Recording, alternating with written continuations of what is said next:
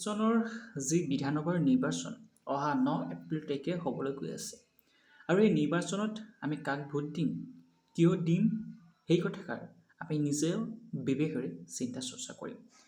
তাক লৈ আমাক কোনেও জোৰ দিব নোৱাৰে।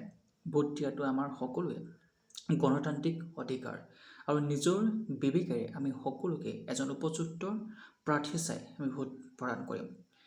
বৰ্তমান সময়ত দেখিবলৈ পোৱা গৈছে এইবাৰ অসমৰ যি বিধানসভাৰ নিৰ্বাচনত বহু উচ্চ শিক্ষিত যিসকল ব্যক্তি সমাজ সেৱাৰ হেতুকে ওলাই আহিছে।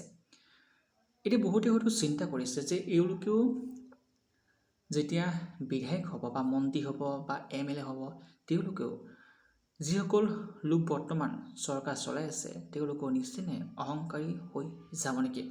বহু সময়ত দেখিবলৈ পোৱা যায় বহু মন্ত্ৰী বিধায়ক নিজৰ যেতিয়া এটা সন্মান পায় বা এটা যেতিয়া লেভেল পায় তেতিয়াই তেওঁলোকে কি কৰে, অহংকাৰী হ'বলৈ আৰম্ভ কৰে। কিন্তু বৰ্তমান সময়তে দেখিবলৈ পোৱা গৈছে অসমৰ যি 2026 চনৰ যি বিধানসভাৰ নিৰ্বাচনত বহু উচ্চ শিক্ষিত যুৱক যুৱতী ওলাই আহিছে সমাজ সেৱা কৰিবৰ বাবে।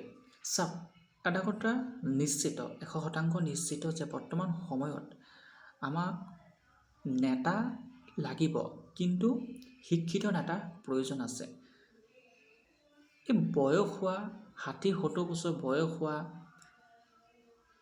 আধা মৰা আধা জীয়া তেওঁলোকে সংবাদ মাধ্যমৰ আগত প্ৰকাশ কৰে যে মোক এবাৰ হ'লেও বিধায়ক হ'বলৈ দিয়ক। আৰু এবাৰ বিধায়ক হৈ তোমালোকে কি কৰিবা? এটাই কৰিবা যে তোমালোকে মৰা পৰ্যন্ত পেঞ্চন পাই থাকিবা। তাৰ বাহিৰেতো অসমবাসীৰ ৰাইজৰ কাৰণে একো কৰিব নোৱাৰা, অসমৰ উন্নতিৰ কাৰণে একো কৰিব নোৱাৰা।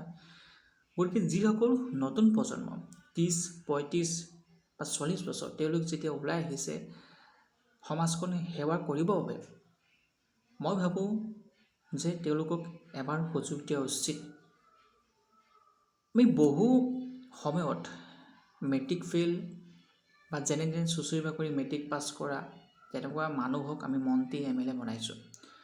কিন্তু এইবাৰ সমগ্ৰ অসমবাসীয়ে নতুনকৈ অহাৰ যি নিৰ্বাচন খেলিম বুলি আহিছে, তেওঁলোকে কিবা এটা ভাবি আহিছে, অসমৰ উন্নতিৰ হকে কাম কৰিম বুলি আহিছে। পাৰ্টি যিয়ে নহওক সেইসকল প্ৰাৰ্থীক বা সেইসকল যুৱক যুৱতীক এবাৰ আমি যদি জিকাই চাওঁ বা সুযোগ দিওঁ তেওঁলোকে কি কাম কৰিব পাৰে, তেওঁলোকে নিশ্চয় সমাজৰ হকে কাম কৰিব।